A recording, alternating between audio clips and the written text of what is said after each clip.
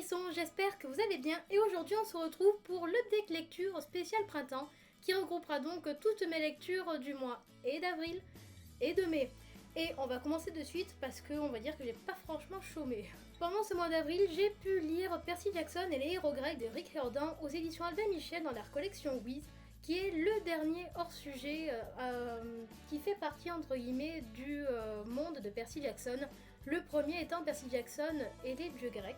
J'ai beaucoup aimé ce tome-ci. Il est monté exactement de la même manière que les dieux grecs, c'est-à-dire que dans les dieux grecs, un chapitre correspondait à un dieu, et bien ici c'est la même chose, sauf qu'un chapitre correspond à un héros.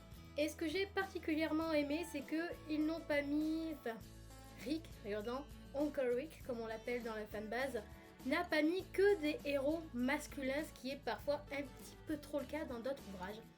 Donc ici on a pu voir le début de Guerrière, de la Reine des Amazones et tout ça, ce qui est absolument excellentissime. Donc pour tous ceux qui veulent tout simplement se remettre à la page, se remémorer un petit peu les mythes des héros grecs, ou bien qui sont fans de Percy Jackson et qui veulent rester encore un petit peu dans le milieu, réellement foncez car il est extrêmement pédagogique, très bien écrit et extrêmement marrant. J'ai chaud. Il y a de l'air dehors mais je peux pas ouvrir. Avec Anissa de Cheer Some World à qui je fais plein de bisous, nous avons décidé de faire une lecture commune sur un livre que nous avions toutes les deux dans notre palle et nous avons donc décidé de faire notre lecture commune sur La vérité sur Alice de Jennifer Mathieu aux éditions PKJ. Je dois dire que j'étais un petit peu déçue pour ce livre-là, étant donné qu'on traite tout de même de tout ce qui tourne autour du mensonge, de la vérité, des rumeurs et donc aussi du harcèlement scolaire. Et je dois dire que je ne m'attendais pas franchement à ça. Je m'attendais à quelque chose d'un peu plus profond, d'un peu mieux, moins stéréotypé même peut-être. Et surtout, je trouve que la fin va pas en adéquation avec tout le reste. Voilà, il y a des bons points, il y a des points moins bons, vous en saurez certainement beaucoup plus si vous lisez ma chronique, car je vais pas franchement plus m'étaler que ça ici, mais voilà, il m'a déçu celui-là. Je m'attendais réellement à quelque chose de bien, quelque chose de percutant, mais non, c'est pas passé. Par la suite, j'ai lu un livre qui, avant même sa sortie, dès qu'il a été annoncé par la maison d'édition, en fait, avec Steven de chez Steven Books, on était genre... Trop bien, la couverture est superbe, l'histoire a l'air génialissime, il me le faut. Il s'agit donc de Forget Tomorrow de Pilkington, donc aux éditions Lumen. Va falloir me dire parce que à chaque fois je suis perdue. Et j'avoue avoir été très agréablement surprise. Je m'attendais un petit peu à quelque chose dans ce goût-là, mais pas que. Parce que je m'attendais réellement à quelque chose d'extrêmement punchy et tout ça, mais au contraire c'est assez lent. On pourrait le diviser en 3 parties. Donc une première partie assez rapide, tout un centre qui place un petit peu tout le contexte, un petit peu tous les enjeux en fait, toute la problématique, qui est beaucoup plus lent et c'est pas plus mal, ça permet un peu de nous reposer et d'apprécier un petit peu le paysage. Et une fin qui est TGV quoi. Donc ça n'a pas été un coup de cœur mais presque, mais ouah cette fin. Merde quoi, il sort quand le tome 2? Honnêtement, on peut pas nous laisser sur une fin pareille. Si vous aimez un petit peu tout ce qui tourne autour du destin, pas dystopique mais presque un petit peu avec un personnage féminin qui essaie de déjouer un petit peu le destin, de contrôler réellement sa vie mais qui ne le peut peut-être pas et tout ça, foncez. Juste après ça, j'ai lu une série d'une traite étant donné qu'elle était toute petite avec des tout petits tomes. Il s'agit donc de la saga Mort au Grand de Pierre Léoté aux éditions du Peuple de Mu, donc avec le premier tome qui est... Oula oui, je m'en sors pas. Avec le premier tome ici qui est donc Mort au Grand et avec le deuxième tome ici, Guerre au Grand. Alors très rapidement, il s'agit d'une uchronie où on va se placer dans un contexte de Première Guerre mondiale pour le premier tome et de Seconde Guerre mondiale pour le deuxième. À ceci près que ce n'est pas la France qui a gagné pendant la Première Guerre mondiale mais l'Allemagne. Et ce qui s'est passé en Allemagne, donc avec montée de l'extrême, avec donc le parti d'Hitler, on retrouve exactement la même chose en France, mais dirigée par Augustin Petit, pour qui, ça c'est très marrant, ça m'a bien fait rire d'ailleurs, pour qui, si la France a perdu, eh bien c'est à cause des grands. Mais genre les grands, enfin ceux qui m'arrivent là quoi, tu vois. Ceux qui sont grands quoi. Et donc c'est extrêmement comique, mais à la fois glaçant, parce qu'on nous montre à quel point les populations peuvent être, je dirais pas débiles, mais oui c'est ça, complètement débiles et désespérées, au point de suivre des causes extrémistes, mais complètement inhumaine et conne. Parce que faut y aller quand même, des gens ici, Augustin Petit est soutenu par toute une partie de la population parce qu'il a la haine contre les grands qui l'ont toujours oppressé parce qu'il était petit, en le traitant genre de nabo, d'un jardin ou quoi. Donc voilà. Mais derrière ces airs de comique, on trouve réellement une réelle critique, réellement quelque chose d'assez percutant, limite glaçant, où on peut voir à quel point, en situation de crise, en fin de guerre, ou en fin de crise économique ou quoi, à quel point il est facile de manipuler un peuple, à quel point est-ce qu'il est facile pour un régime totalitaire d'arriver au pouvoir, à quel point des idées extrémistes peuvent arriver facilement au pouvoir en simplement promettant une amélioration. Et je pense que certains devraient faire attention vu les temps qui courent. Ça faisait un petit moment qu'il était dans ma palle celui-là et je me suis enfin décidée à le lire.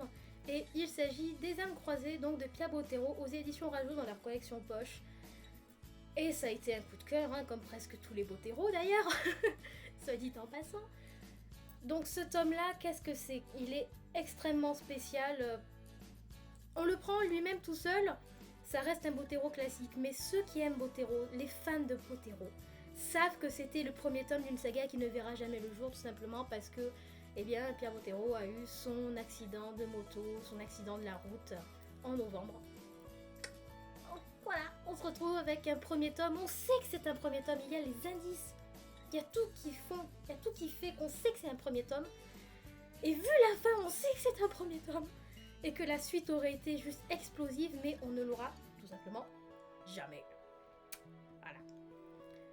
Pour revenir sur un truc un petit peu plus classique, c'est donc de la fantaisie, je dirais, pure et dure, où on va donc suivre Nawel qui vit dans un monde assez proche de celui de Wendell Avir pour ceux qui l'ont lu, mais donc qui est un monde complètement imaginaire avec, avec une histoire donc de caste, avec les cendres, les robes, etc., etc. Et Nawel va devoir choisir le jour de ses 17 ans ou 16 ans, je sais plus, va devoir choisir quelle caste elle veut intégrer, si elle veut devenir une robe mage, je sais plus ce qu'il y a, une robe mage, une robe historienne, ou quelque chose comme ça. Il y a plein de castes comme ça, et elle choisit l'armure, qui est une caste que personne ne choisit jamais. Je ne vais pas aller plus loin que ça, mais sachez que ça reste du Bottero, et moi, je sais que le Bottero, c'est quelque chose qui me transporte toujours, et c'est un peu ce qui arrive à me mettre du baume au cœur quand je ne vais pas bien. Et ce tome-là, c'est exactement ça. Si vous le lisez en étant relativement bien, tout ça, vous allez l'apprécier, parce que ça reste quand même un excellent livre, vraiment excellent. Mais si vous n'allez pas bien, c'est ce que j'appelle de la littérature pansement. Et vraiment, foncez, mais foncez les gars, foncez. Juste derrière ça, on va dire que j'ai traversé une période où j'avais besoin de lire justement de la littérature pansement. Quelque chose qui je sais qui allait m'apaiser. J'ai donc décidé, en plus, de relire toute la saga du Pacte des Marchombres et entre guillemets toutes les grosses sagas de Pierre Bottero, donc la Quête des Willan, les Monts des Willan et le Pacte des Marchombres, de manière à pouvoir, moi tout simplement, pouvoir reprofiter de ces mondes-là que je n'avais absolument pas voulu quitter, mais aussi et surtout de pouvoir vous en faire profiter en vous en faisant tout simplement les chroniques. Donc, en cette fin d'avril, j'ai relu pour la deuxième fois le premier tome de la saga Le Pacte des Marchombres, donc ici Elana de Pierre Bottero et toujours chez Rajo dans leur collection poche. Donc ici c'est le premier tome, on va suivre Elana de sa tendre enfance jusqu'au à peu près la moitié de sa formation. Je n'en dis pas plus. Vous pensiez que c'était déjà beaucoup pour le mois d'avril? Attendez devant le mois de mai.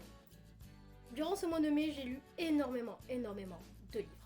En tout premier lieu, durant le mois de mai, avec Zyle du blog Une blog d'une fangirl, à qui je fais d'énormes bisous, nous avons décidé de faire une lecture commune sur un livre qui nous tentait toutes les deux, mais qu'on n'avait pas vraiment le courage de se lancer à le lire seul. Nous avons donc décidé de lire Le Journal d'Anne Frank, donc moi je l'ai ici aux éditions Le Livre de Poche. Et j'avoue que j'en sors un peu mitigée. Pas parce que le contenu n'est pas bon ni rien, mais tout simplement parce que je trouve que lire un petit peu son journal réellement intime, même si sur la fin, elle a dit à son père qu'elle comptait le faire publier justement pour en sorte de témoignage.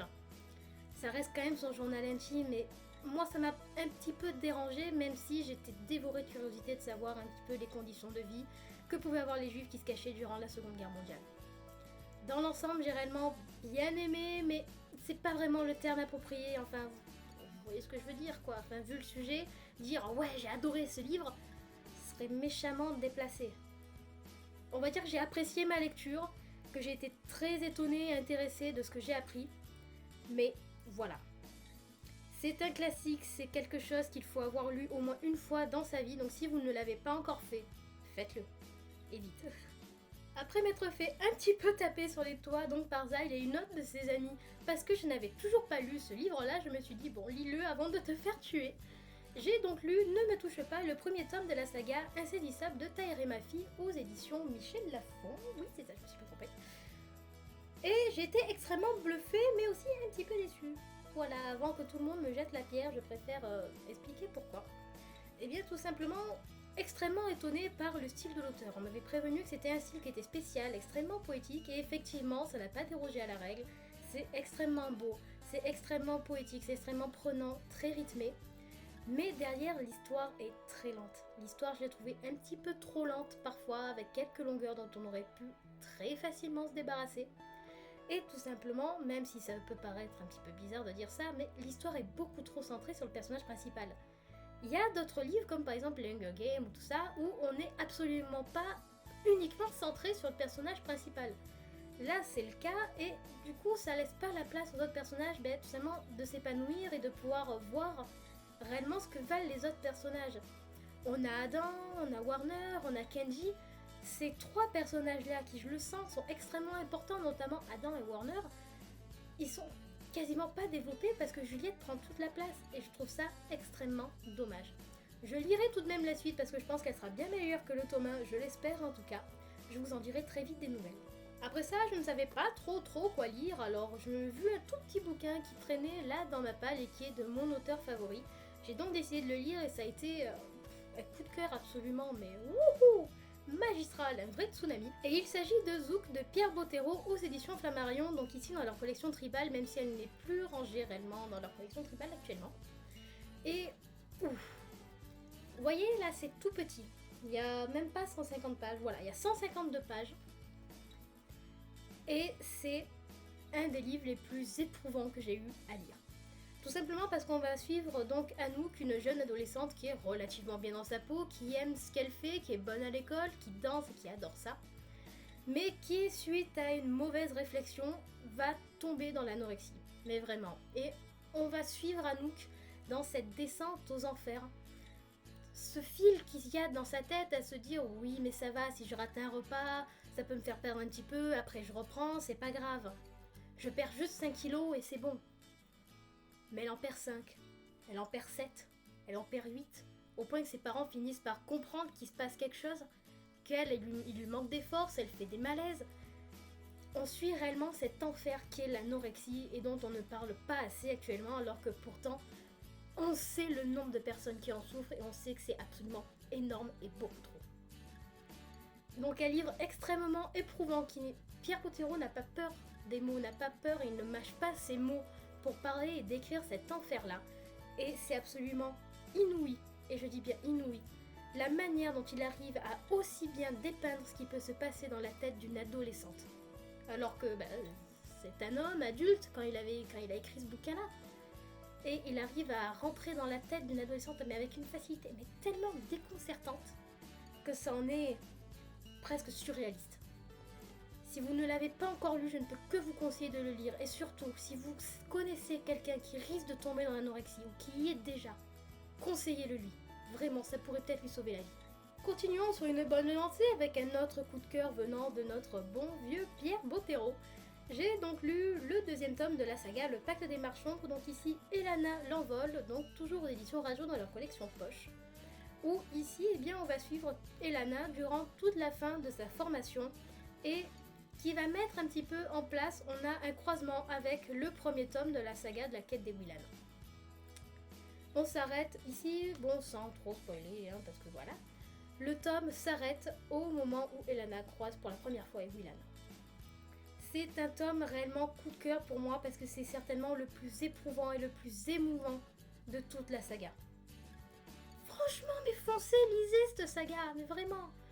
Ça sert à rien que je m'étale dessus, vous savez à quel point je l'aime et à quel point elle est bien. Si je vous dis qu'elle est bien, c'est qu'elle est bien. Juste après ce livre-là, j'ai lu donc Living Amarillo de Casey Quinn, donc aux éditions Harlequin. Et je veux dire que j'ai été assez mitigée sur ce livre-là pendant une bonne partie pour finalement beaucoup l'apprécier. Alors pourquoi? Tout simplement parce que je trouvais ça extrêmement long. Le début, je trouvais qu'il était très long à se mettre en place, que beaucoup de choses étaient trop souvent répétées. Mais ça, c'était jusqu'à à peu près la moitié du livre environ, la moitié, le quart. Car ensuite, tout ce qui suit, en fait, toute la seconde moitié du livre, est beaucoup plus rapide, beaucoup moins entêtante, on va dire, beaucoup moins répétitive. Et c'est beaucoup, beaucoup mieux, je trouve. Si vous ne l'avez pas encore lu, je vous le conseille parce que tout cet univers-là autour de la musique, je trouve qu'on l'a pas souvent dans des livres, surtout dans la romance ou quoi, on l'a rarement. Et ici, c'est extrêmement bien dépeint, j'ai trouvé ça vraiment très, très original. Donc, n'hésitez pas. De suite après, j'ai lu un livre qui m'a littéralement tordu les tripes, à quel point ça faisait rapport avec certaines choses que j'avais pu vivre. Et il s'agit de Blacklisted de Cole Gibson, donc aux éditions Hugo Roman dans leur collection New Way. Je savais que lire ce livre-là allait être assez compliqué pour moi, étant donné que, voilà, je ne m'en cache pas, j'ai subi du harcèlement pendant mes années scolaires. Et là, lire ça où réellement notre personnage principal est harcelé comme pas possible, on vient en avoir des pensées noires et tout ça, ça m'a un peu fait remonter certaines choses que j'aurais préféré oublier de ma vie. Mais, waouh, je pense, sans réellement dire trop de conneries, que c'est le meilleur livre, le livre le plus percutant pour parler de harcèlement scolaire. C'est réellement énormissime ce qu'ici a fait l'auteur. Elle a eu le cran de prendre sa plume et de décrire réellement le quotidien d'une adolescente harcelée. De dire même les choses les plus noires, les choses les plus tabous, elle n'a pas hésité à les mettre et à les dire. Pour moi, c'est un indispensable à lire tant en tant qu'harceleur qu'en tant qu'harcelé. En tant qu'harceleur, tout simplement parce que vous verrez que peut-être ce que vous faites c'est de la merde, que peut-être vous faites du mal, que peut-être que vous, juste ça vous amuse, mais que derrière il y a de vrais impacts qui peuvent réellement mettre une vie en danger. Et en tant qu'harcelé, car vous voyez bien que même si c'est dur, vous finirez toujours par vous en sortir parce que vous valez mieux que tous ces mots. Réellement, j'ai eu un coup de cœur pour ce livre-là parce qu'il m'a réellement touchée au plus profond et que le sujet en lui-même est fort, il est dur, donc n'hésitez pas. Vraiment, si vous ne vous sentiez pas encore ou quoi, allez-y, juste lisez-le. En plus d'être bien écrit, c'est percutant, il y a une petite romance et tout ça en fond, c'est extrêmement enrichissant et ressourçant, vraiment. Juste après cette lecture un petit peu compliquée, un petit peu dure, il me fallait quelque chose d'un peu plus calmos. J'ai donc décidé de lire le premier tome de La quête des Willan de Pia Bottero aux éditions Orajo dans leur collection Poche, donc ici d'un monde à l'autre, qui est mon joyau de ma bibliothèque, tout simplement pour ceci. Ceux qui savent un petit peu l'histoire de l'auteur savent qu'il est décédé donc en 2009, le 8 novembre, si je ne me trompe pas, d'un accident de la route. Donc absolument pas d'une maladie ni rien, et qui laisse toute la littérature de fantasy jeunesse et française un petit peu en deuil, notamment tous ses fans. Donc là, avoir le premier tome de sa saga, entre guillemets, phare, dédicacé, c'est le joyau de ma bibliothèque, celui que je sauve si ma baraque est en train de cramer. En dehors de toute la valeur sentimentale qu'il a pour moi, c'est un premier tome qui est excellentissime étant donné qu'il pose un monde absolument énorme avec des personnages très hauts en couleur et extrêmement diversifiés, que c'est bourré d'humour mais aussi d'un tout petit peu de philosophie par-ci par-là. C'est très léger, c'est accessible pour la jeunesse car ce tome-là et le deuxième tome de la saga sont quand même un peu plus jeunesse que les autres. Le ton est un peu plus jeunesse. Mais quand même, il faut avoir une certaine expérience de la lecture pour pouvoir le lire, étant donné qu'il y a un vocabulaire extrêmement varié et riche. Même certaines fois, j'ai dû aller prendre un dictionnaire. Voilà. Juste après, il me faisait de l'œil, j'avais envie de le lire, et puis les chroniques que je lisais disaient qu'elles étaient un peu bof, tout ça, sur ce livre-là. Et bah non, moi ça a très bien accroché, ça a été même un coup de cœur. Et il s'agit de Tout ce qu'il voudra de Sarah Fox aux éditions Red Velvet. Donc pour moi ça a été un coup de cœur ce livre-là, malgré que tout le monde disait que ouais, elle se soumet trop vite, nanana, nanana. C'est du SM, c'est normal. Si tu veux lire quelque chose où la nana ne se soumet pas, tu lis de la romance érotique basique, tu ne lis pas de la romance érotique SM. Voilà, ça c'est le petit disclaimer parce qu'au bout d'un moment ça m'énerve. Sinon, pour de la littérature donc érotique SM, il est très bon. Même si Lucie se soumet, entre guillemets, assez vite donc à l'homme qu'elle a choisi, ça reste respectueux. Les scènes de sexe sont extrêmement bien écrites, extrêmement respectueuses. Le gars en lui-même est respectueux, même si j'aurais préféré qu'il soit un petit peu plus développé. Mais c'est loin d'être vulgaire. Pour du SM, par exemple, dans 50 nuances degrés, c'est beaucoup plus trash. Enfin, là, c'est pas du tout la même chose, c'est beaucoup plus axé sur de la domination que sur de la douleur. Et je trouve ça bien mieux. Donc oui, c'est du SM, oui, il y a des fessées, oui, il y a des ordres, patati patata, mais je pense que vu la couverture, on peut s'en douter, on n'est pas pris au dépourvu. Loin de là. Et moi, je l'ai trouvé particulièrement excellent parce que l'histoire bonne, pour une fois, on a quelque chose d'original, des personnages qui sont bons, un style d'écriture excellent et des scènes de sexe, bon Dieu, super bien faites. Non mais, sachez apprécier les choses de leur juste valeur.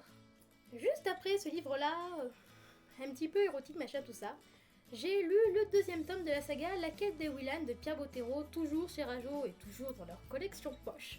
Donc ici, les frontières de glace, où on va suivre Willan qui va continuer à, tout simplement, à essayer d'éveiller les figés, à retrouver ses parents en même temps, comprendre tout ce qui a pu se passer, et le rôle d'Eléa Morienval là-dedans. Je n'en dis pas plus parce que sinon je vais spoiler tout le monde et je veux pas parce que la série elle est trop bien. À partir de là par contre, j'ai eu un déclic où j'avais envie de lire quasiment que de la romance, érotique ou non. Donc du coup les 4 prochains qui arrivent sont de la littérature donc romantique. Et le premier, il s'agit de le premier tome de la saga La Société, donc Qui de nous deux de Angela BL aux éditions J'ai lu. J'avoue être comparé à tout ce qu'il voudra, être extrêmement mitigé, tout simplement parce que le style est un peu moins bon. Là par contre, il n'y a plus franchement de respect, la nana se soumet là par contre extrêmement vite, beaucoup trop vite à mon goût. Elle se laisse beaucoup trop manipuler par un gars qui a quand même 10 ans de moins qu'elle. Je lirai le tome 2 parce qu'apparemment on suit pas du tout le même couple et qu'il est beaucoup mieux noté sur Livre Addict que sur le tome 1. Mais là, j'avoue que plusieurs trucs m'ont pas mal dérangé. Là, je sens que tout le monde va me foudroyer étant donné que je n'avais jamais lu de livre de Colleen Hoover avant et que j'ai lu mon tout premier donc durant ce mois-ci. Et donc il s'agit de Indécent de Colleen Hoover, donc ici aux éditions J'ai lu et waouh! Maintenant je comprends pourquoi tout le monde fait toujours un flanc quand Colleen Hoover sort un truc. Parce que... Oh! Bon sang que c'est bien! J'ai eu un coup de cœur mais énormissime pour ce bouquin-là. Il est petit, il est simple, il y a un peu des choses complètement stéréotypées, notamment avec la grosse révélation que je ne dis pas. Mais que j'ai vu arriver quand même un petit peu, je me suis dit, à coup sûr ça va être ça, et forcément ça a pas loupé. Mais waouh! Juste waouh quoi! Les personnages, l'histoire, le style d'écriture, les sentiments qui passent. Ouh, cette bombe! Vraiment, si vous n'avez pas encore lu du Colleen Hoover, ou bien si vous n'avez pas encore lu celui-ci, je ne peux que vous dire qu'une seule chose, c'est foncer. Et moi, je vais me dépêcher d'aller lire les autres. Après ça, je ne savais pas trop quoi lire. J'ai essayé de lire 2 ou 3 bouquins, mais je dépassais pas les 20 pages, parce qu'au bout d'un moment, ça me gavait. Et puis je me suis dit, va, t'as acheté toute la série complète, continue là. Donc du coup, j'ai lu le deuxième tome de la saga Fight for Love de Cathy Evans aux éditions Hugo Roman de leur collection New Romance. Et ça a été un coup de cœur, hein. Voilà, j'ai l'impression que je les enchaîne un petit peu, mais en même temps ça fait super longtemps que j'en avais pas eu. Et ce livre-là, il est super bien. J'ai eu aussi un coup de cœur pour le premier tome, mais le premier tome était beaucoup plus lent, beaucoup plus dans la découverte. Dans la découverte. Alors que là, eh bien, on suit toujours Brooke, qui est toujours aussi amoureuse de Rémi. Mais là, c'est justement là où j'ai trouvé ça bien, c'est que on a une romance qui est clairement érotique, ce n'est pas caché. Mais non pas entre deux personnes qui se cherchent ou qui disent on va se faire un plan cul ou sex friend et puis ça va passer et puis on finit par tomber amoureux. Mais là, on a réellement une histoire d'amour où le sexe n'est pas tabou, où on n'hésite pas à nous le montrer. Et j'ai trouvé ça extrêmement bien, bon d'autant que les scènes de cul sont top. Et l'histoire derrière, c'est rare de trouver quelque chose comme ça, de trouver un tel événement dans ce type de roman-là, ou bien du moins qu'on nous le décrive autant. Et c'est ça que j'ai beaucoup aimé. Je ne dis pas quel événement parce que ça fait partie de l'intrigue principale en fait. Mais ah là là, qu'est-ce que c'est bien. Et puis cette fin, oui, trop génialissime. Donc si vous n'avez pas encore commencé la saga, je ne peux que vous conseiller de la lire. Parce que le tome 2, je le trouve bien meilleur que le premier tome. C'est pas dans mes habitudes de faire ça, de lire une série entière d'un seul coup. Mais là, j'en avais envie, donc du coup, j'ai continué sur ma lancée avec Fat for Love et j'ai lu le troisième tome, donc Rémi, toujours de Cathy Evans, et toujours chez Hugo Roman dans leur connexion New Romance. Et ici, on reprend un petit peu toute l'intrigue avec les passages et les aventures, on va dire ça, parce que je trouve plus le mot, principales, entre guillemets, les liens principaux et les scènes principales et les plus importantes donc du premier et du deuxième tome, mais du point de vue de Rémi. Et c'est extrêmement bien. Je n'ai pas eu de coup de cœur dessus, mais c'est extrêmement bien étant donné que c'est aussi entrecoupé avec des passages donc dans le passé, donc il reprend des scènes des premiers tomes, mais aussi des scènes dans le présent avec un certain événement. Je dis pas lequel. Et voilà mes hérissons, c'est tout pour cette update lecture spéciale printemps. Je sais que la vidéo risque d'être extrêmement longue, je sais que voilà, mais j'ai beaucoup lu, puis les livres viennent de tomber, c'est pas grave. J'ai beaucoup lu pendant ces 2 mois-là, et là en plus, comme on va arriver vers l'été où, eh bien, je n'ai plus les cours, je n'ai plus les rattrapages, je n'ai plus rien du tout, c'est oui, liberté. Donc du coup, je vais pouvoir lire encore plus comme je veux, au soleil, à la plage, au parc, un petit peu où je veux. Donc moi, je vous dis à très vite mes hérissons, je vous souhaite de très belles lectures. Ciao ciao.